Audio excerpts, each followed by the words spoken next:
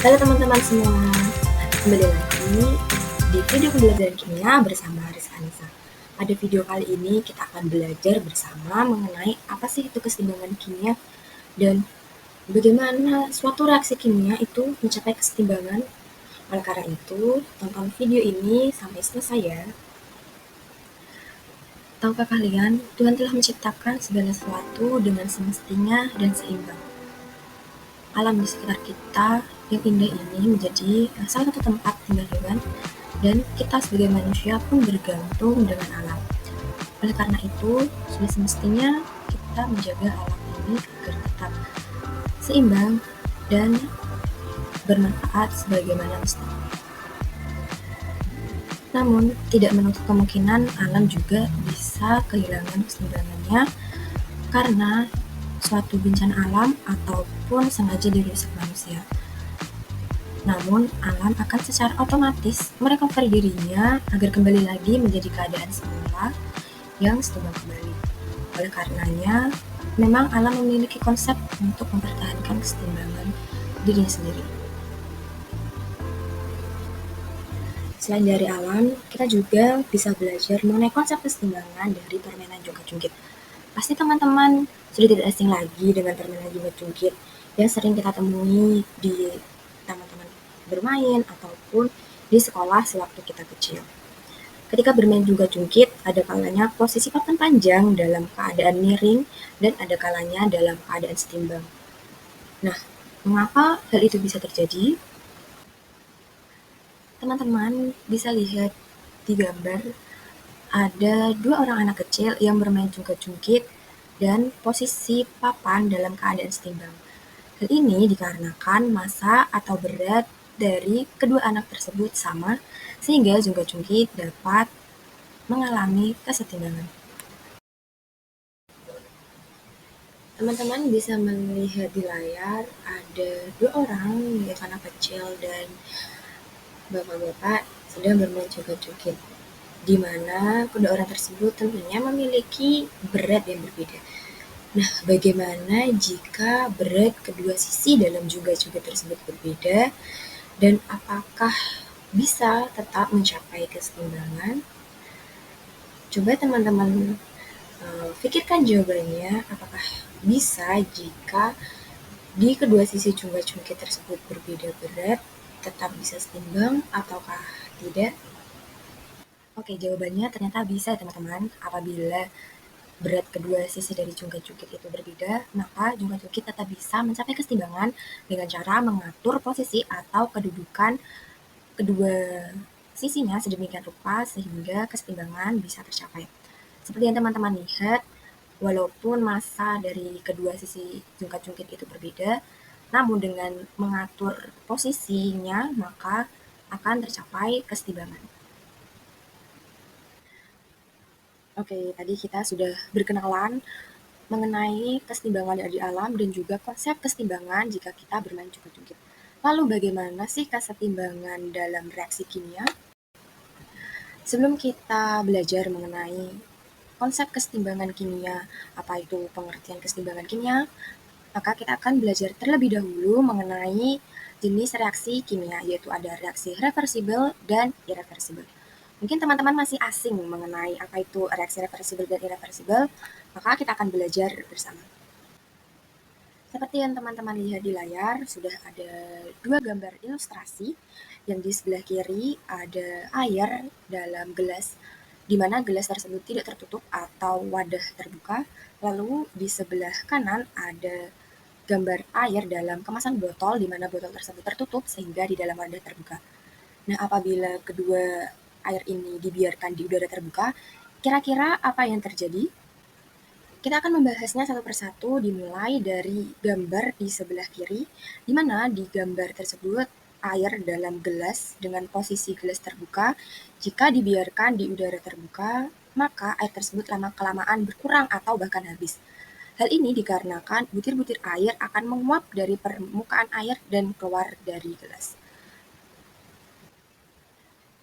Dari penggambaran air yang berada di gelas terbuka, merupakan salah satu dari contoh reaksi irreversibel, reaksi irreversibel atau biasa disebut juga reaksi searah, yaitu reaksi yang berlangsung dari arah reaktan ke produk atau ke arah kanan pada suatu reaksi kimia. Jadi teman-teman, tadi apabila air yang ada di wadah gelas jika dibiarkan di udara terbuka, air yang memiliki fase cair akan menguap sehingga fasanya berubah menjadi gas. Dan apabila sudah berubah menjadi fasa gas, maka air tersebut tidak dapat berubah kembali menjadi air yang berfasa cair seperti keadaan semula. Oleh karena itu, air dalam gelas terbuka dan jika dibiarkan di udara terbuka, maka itu merupakan salah satu contoh reaksi irreversibel. Reaksi irreversibel atau reaksi searah juga memiliki beberapa ciri-ciri seperti yang pertama, persamaan reaksi ditulis dengan satu anak panah, yaitu menuju ke produk atau ke arah kanan.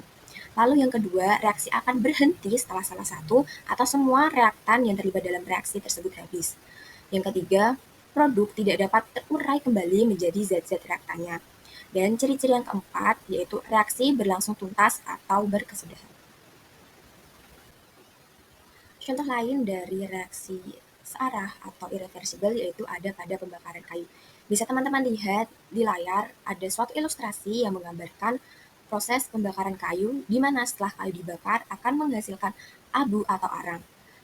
Nah, abu atau arang hasil pembakaran ini ternyata tidak bisa kembali lagi menjadi kayu seperti semula. Oleh karena itu, pada reaksi pembakaran kayu ini disebut reaksi searah atau reaksi irreversibel karena ketika suatu reaksi pembakaran membentuk produk, maka produk ini tidak dapat kembali lagi menjadi reaktan. Oke, tadi kita sudah membahas mengenai air dalam satu gelas terbuka. Lalu, bagaimana perbedaannya dengan air yang berada di botol atau wadah tertutup? Ternyata air yang berada di dalam botol tertutup, jika dibiarkan di udara terbuka juga mengalami penguapan, tapi uapnya tertahan dalam tutup sehingga air tersebut tidak berkurang. Hal ini dikarenakan uap telah jenuh, maka uap-uap ini akan berubah menjadi embun dan embun ini akan mengalir menjadi air dan air dalam wadah botol ini tidak akan berkurang. Karena air dalam botol tidak berkurang, walaupun telah mengalami perubahan fasa dari air yang semula cair, lalu dibiarkan di udara terbuka sehingga menguap, dan akhirnya mengembun dan kembali lagi menjadi air yang berfasa cair, maka keadaan ini atau fenomena ini bisa disebut sebagai salah satu contoh dari reaksi reversibel. Reaksi reversibel atau bisa kita sebut juga reaksi dua arah merupakan reaksi yang dapat berlangsung dari reaktan ke produk atau ke arah kanan dan juga sebaliknya dari produk ke reaktan atau ke arah kiri. Jadi reaksi reversibel selain dapat membentuk menjadi reaktan ke produk, maka produk ini akan dapat kembali lagi menjadi reaktan. Ciri-ciri dari reaksi reversibel yaitu yang pertama, persamaan reaksi ditulis dengan dua anak panah dengan arah berlawanan seperti yang teman-teman lihat di layar untuk tanda-tanda anak panahnya. Lalu ciri-ciri yang kedua yaitu reaksi ke arah produk disebut reaksi maju, reaksi ke arah reaktan disebut reaksi balik. Oke, setelah kita belajar mengenai reaksi irreversibel dan reversibel, saatnya kita belajar mengenai apa sih itu kesetimbangan kimia dan apa kaitannya kesetimbangan kimia dengan reaksi irreversibel atau reversibel. Oke, kita akan bahas satu persatu dari pengertian terlebih dahulu. Suatu reaksi kimia dikatakan setimbang apabila laju reaksi ke arah produk sama dengan laju reaksi ke arah reaktan.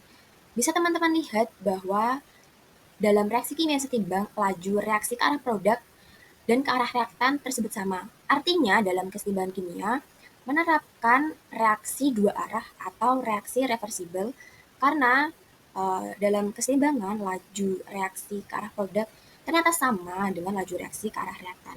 Dan juga dalam reaksi kimia, keseimbangan kimia, suatu konsentrasi reaktan dan produk tersebut tidak berubah-ubah.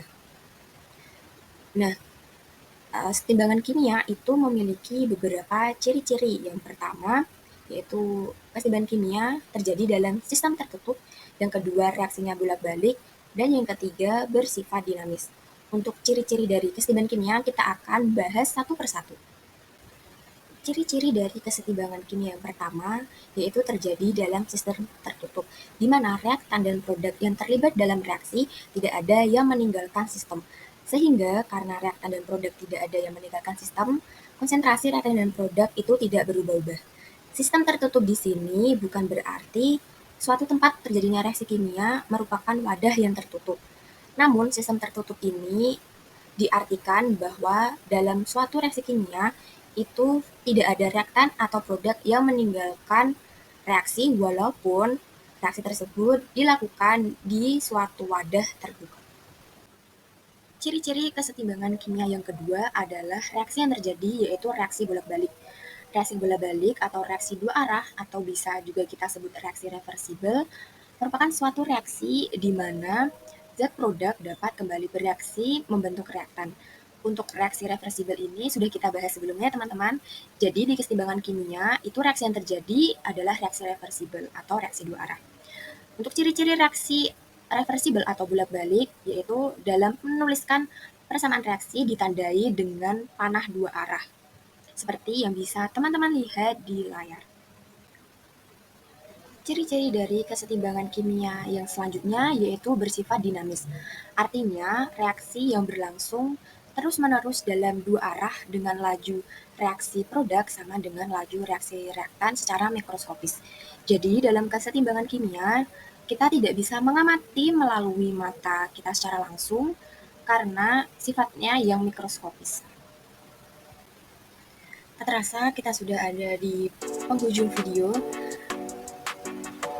Tadi kita sudah belajar bersama mengenai apa itu reaksi reversibel dan reaksi reversibel. Lalu juga kita sudah belajar mengenai konsep kesetimbangan kimia mulai dari pengertian dan ciri-ciri dari kesetimbangan kimia. Semoga dari video ini teman-teman dapat mengambil manfaatnya dan berguna untuk teman-teman semua. Sekian dan terima kasih, sampai jumpa di video selanjutnya.